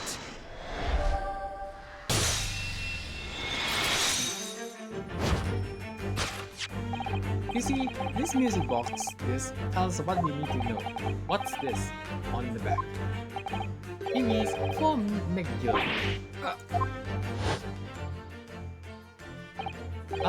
Mr. McGilden, the unfortunate philanthropist who perished in the curious circumstances at the Orbilly 2 months ago. A prominent man in London, though his lone mongrel demonstrated a distant like scruples. Sorry. So, you an associate of his, are you? Or perhaps subordinate? Mr. McGilder was a man of unusually small stature. In fact, he was precisely the right size for that overcoat that you squeeze yourself into.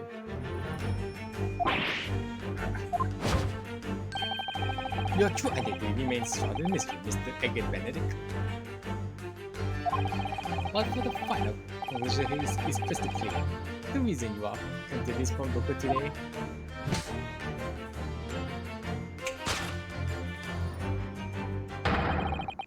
was to retrieve the article left behind by the late Magnus McGilden.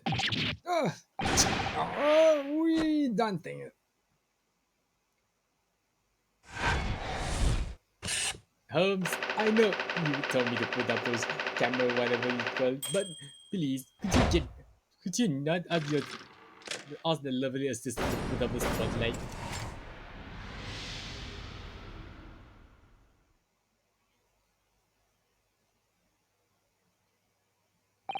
Well, Mr. Magnus McGolden. Not a name I expected here in these circumstances. Hmm. Mr. Sholmes, I'm afraid there's something very troubling on my mind. Pray tell, Mr. Sutter. Well, according to what Mr. Windibank told us earlier, today was the final day for which the code could have been redeemed, was it not? Yes, madam, that is correct. Today will be precisely 2 months since it was first deposited. Well, today is 15 April, so 2 months ago today would have been 15 February, sir. That's right. It's all carefully recorded at my ledger. Depositing at 10:30 p.m. I see. What? But that suggests... Yes, 15 February is precisely the day on which the omnibus murder took place. And 10:30 in the evening is precisely the time in which the terrible event will unfolding. Suggestive is not the word. It would seem the matter is entirely beyond coincidence. Hmm. You are, of course, liberty to make whatever outlandish deductions you choose. However, oh God! I must insist you have over the music box now. Oh, shit. It would be a terrible shame for you to return to your native land in a box. What did I do? Fuck no, I'm not going to give him the box. These are some things the man must protect at all costs. This may well be one of those things. Then again, it may not. Hold it! Hold it! Yes, you got a gun. Yes, shoot him. Pull the gun. Mr. Windibank. This is my shop. I can't allow any harm to come to my customers. If that were to happen, then I should have to take my own life. Oi! Dude, point a gun at him, not yourself. Come on. Mr. Windibank, no. Like that narrator says, point a gun at him, not yourself. Alrighty then, that's enough. Oh, wait, what? Oh, thank God, Grayson. Alright, that's enough. Inspector Grayson. Inspector? That's right, Sunshine. The alarm was raised for 1 hour dedicated emergency line. Yes, while we were doing the dance and I heard he was a criminal, I actually pressed the button while waiting. So we got to here fast as we could now. What's this all about, huh? Oh, please, D, you're here at last. I was a moment away from fulfilling my life in my very own establishment. Goodbye, life.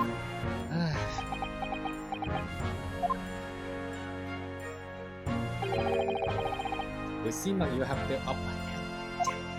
You will see me.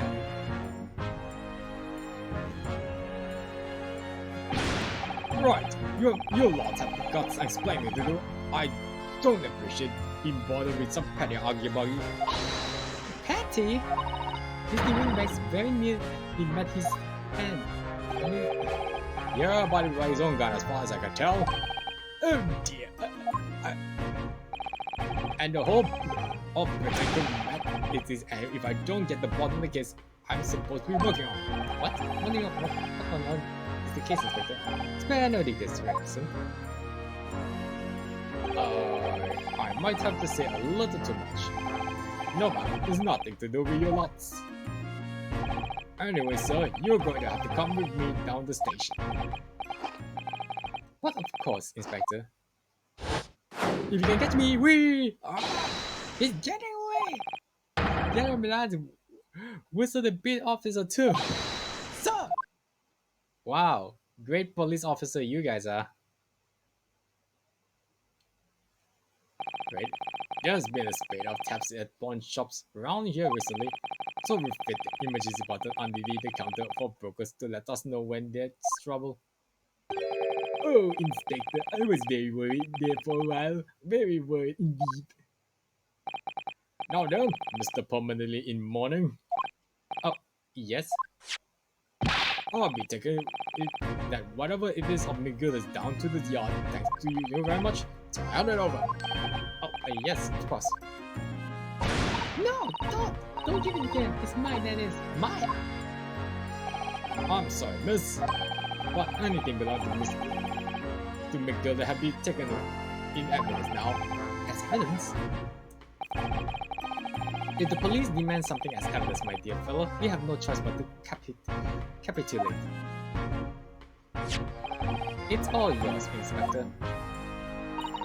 Ah.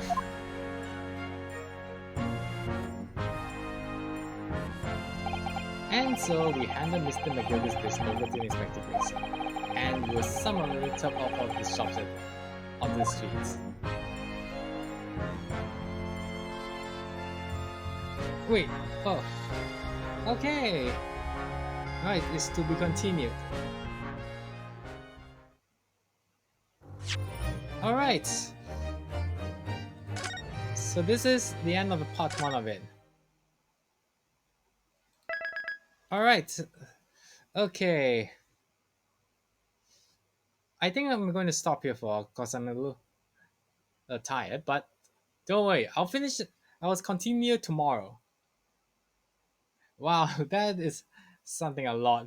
But seriously, say Windibank, please stop pointing the gun at yourself. I might have to put up the thing says, don't point the gun at your. You know what? Never mind. Forget it. Anyways, for those watching the stream and watching it, this is Andrew.